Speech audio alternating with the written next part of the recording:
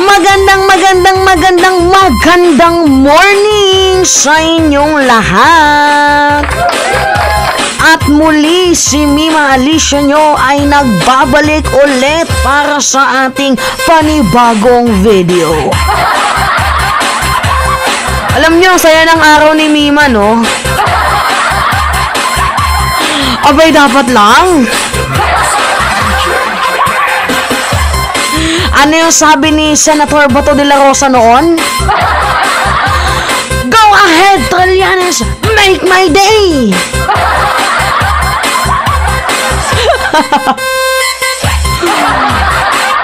Diba? Noon, pasabi-sabi ka lang, go ahead, Trillanes! Make my day! Ay, sisi, ngak-ngak na ngak-ngak dyan, diba?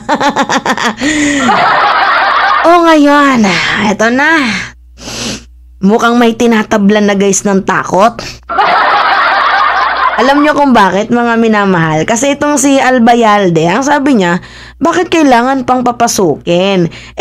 Perfectly working naman daw po ang justice system. Oy, bulok na linya na yan, oy.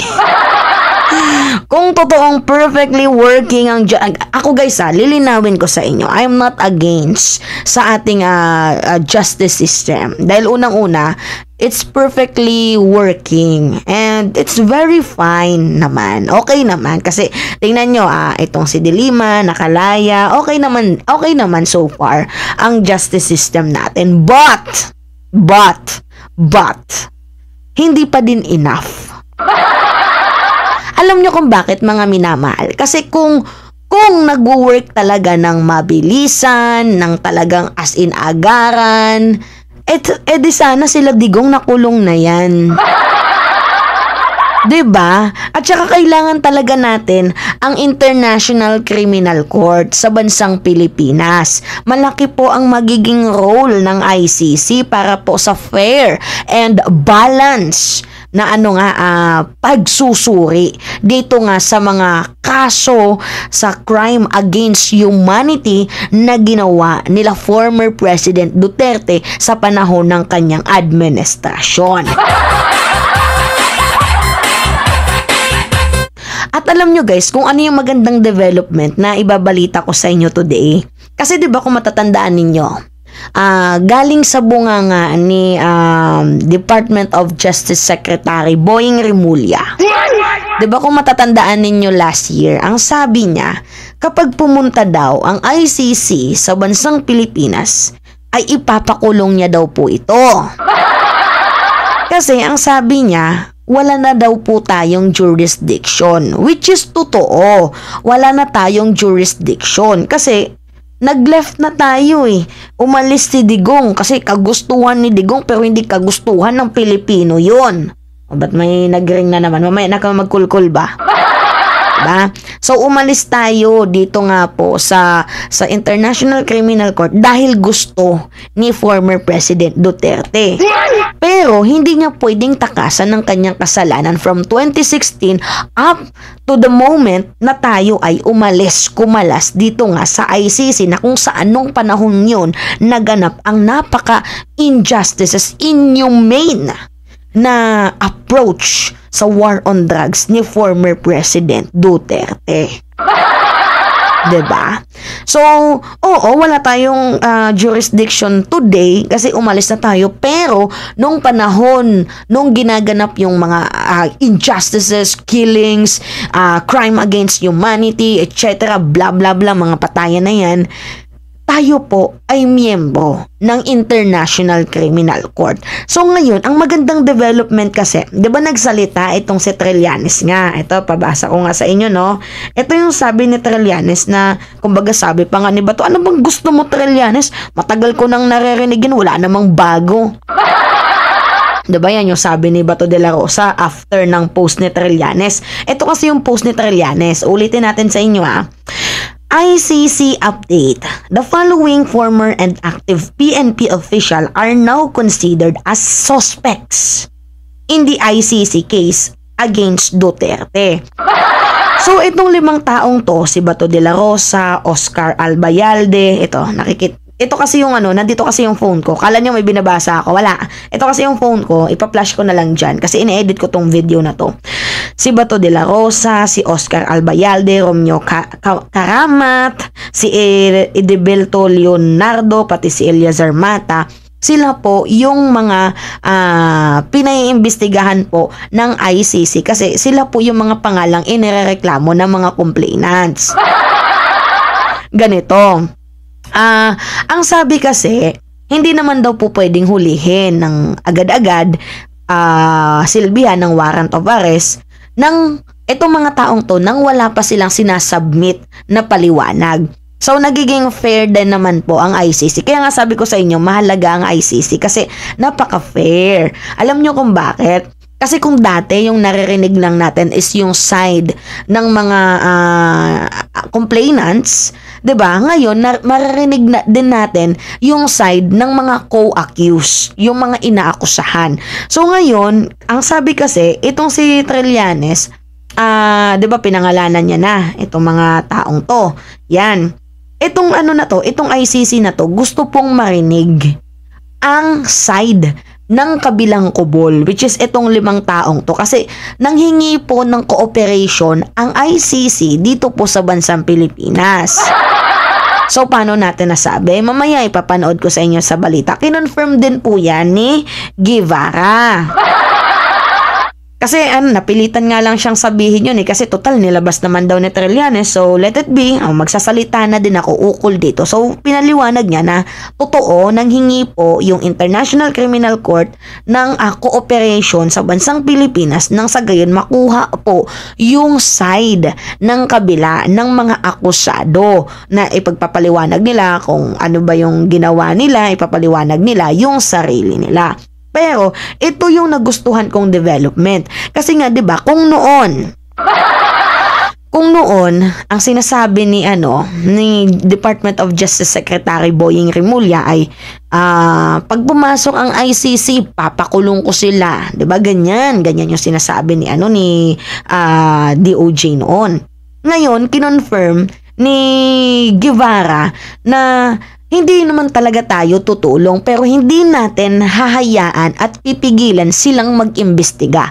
So at least nakampante yung loob natin na it's perfectly fine na kahit hindi tayo tutulong, well at least pwede welcome sila na mag-conduct ng investigation online man yan, virtual man yan, or face to face. So yun po yung maganda kasi na-lessen po yung threat. Kaya nga noon si Bato de la Rosa masyadong kampante every time na nababanggit ang ICC kasi sabi nga ni DOJ, ipapakulong niya ang ICC once na umentered sa bansang Pilipinas. Pero kahit hindi naman sila umentered, pwede naman silang virtual. Kaya nga sabi ko sa inyo, 'di ba, noon gagamitin nila lahat ng types, any form of communication, virtual man yan, letter man yan, face to face man yan. As long as form of communication ay pwede. So ngayon, ito, ipanood ko sa inyo yung balita. Ito kasi yung new development. Yan pakinggan nyo to mga minamahal Well, at least, kampante tayo na malapit na nga. Diba? Kaya ano yung sinasabi ni Bato noon na, wala yan, go ahead Trillanes, make my day. Ngayon, may confirmation na. Kasi, nung tinanong kasi yung ICC, right after na nag-post, itong si Trillanes, ang sagot ng ICC, hindi po namin pwedeng sabihin, it is a confidential matter. But, nung nagsalita na itong si Guevara, kinonfirm niya na totoo na merong letter silang na-receive asking for cooperation ng government. Pero, bagamat ang pag-aamin niya nga, hindi tayo tutulong pero hindi niya pipigilan. Hindi nila pipigilan na mag-conduct ng investigation ang International Criminal Court. Anyway, continue tayo. Ang ICC sa pagkausap nito sa ilang tao kaugnay ng Duterte drug war ayon sa Solicitor General. Pero, hindi rin naman tutulong sa proseso ng gobyerno. Nakatutok si Sandra Aguinaldo.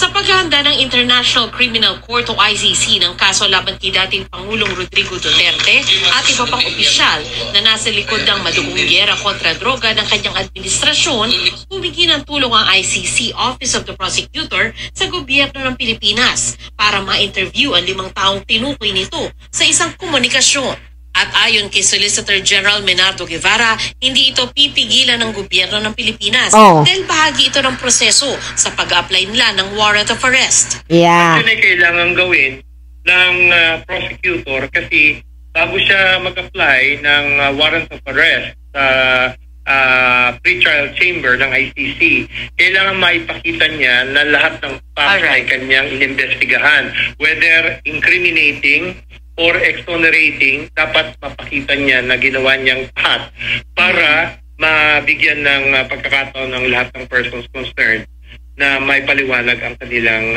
position. No? Pero dagdag ni Guevara, hindi man pipigilan ng gobyerno ang hakbang ng ICC, hindi rin ito tutulong sa proseso. Nag-withdraw na kasi ang Pilipinas noong 2019 sa Rome Statute na sumasaklaw sa ICC. Wala na tayong relasyon na kahit... Pero kung matatandaan ninyo, pinag-utos din ni President Marcos na pag-aralan muling buksan ang ICC. Diba? Pero although itong si PBBM kasi masyado siyang